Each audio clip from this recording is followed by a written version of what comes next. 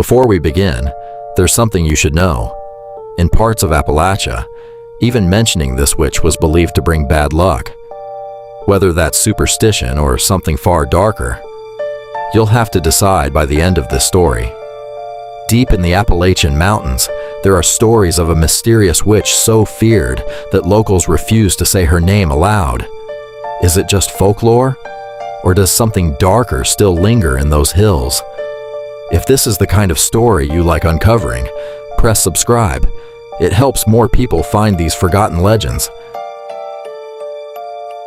They called her the Boneless Woman of Black Hollow, not because she had no bones, because according to the story, you'd never find any. Old-timers say if you spoke her name after dark, she'd hear it, and she'd come looking for whoever said it. That belief alone was enough to keep entire hollows silent for generations. The legend is traced, in oral tradition, to isolated settler communities in the southern Appalachians, sometime in the 1800s. This was a hard place to live. Steep terrain, few roads, winters that could trap a family for weeks. Folklorists who later collected mountain ghost stories in the region noted a recurring figure. A woman who lived alone at the edge of settlement, blamed whenever livestock vanished or children wandered too far into the trees. Historians studying Appalachian folk belief point out that stories like hers often grew around real women, healers, herbalists, widows living apart from others, who were reshaped by fear and isolation into something monstrous.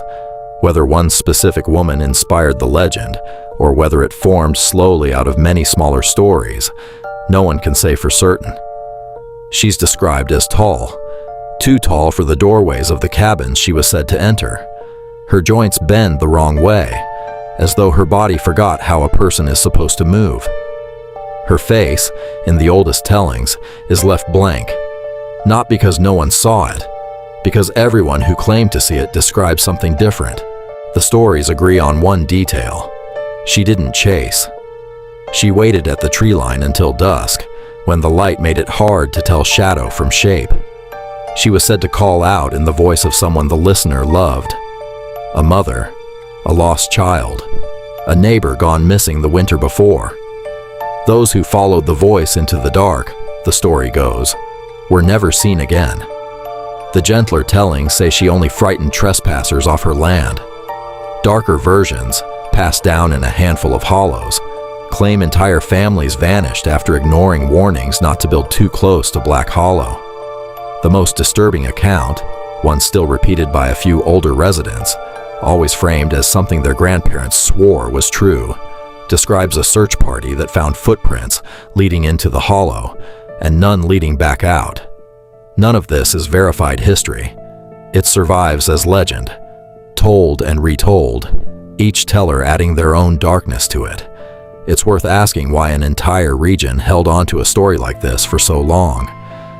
Appalachia in that era was a place of real danger. Disease spread fast with no doctor for miles.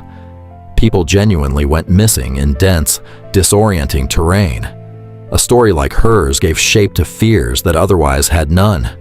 A name for the dark tree line. A reason children were told to come home before dusk. Isolation bred belief, and belief, repeated by firelight for 100 years, became something that felt almost like memory. What makes this legend endure isn't the witch herself. It's the rule attached to her. Don't say her name. That's a fear anyone can understand, in any era. The idea that simply speaking about a danger might summon it. It's why the story outlived the hollow it came from, and why people still bring it up, almost always in a lowered voice, even now. Black Hollow still exists today. It's smaller than the stories, and quieter. Hikers pass near it without knowing the name once whispered around it. Most never think twice about the old warning, but perhaps that's how every forgotten legend survives. Not by proving itself true, but by waiting until someone is willing to listen again. If you think this story isn't unsettling enough, tell us why in the comments. Then watch this one next, because it gets worse.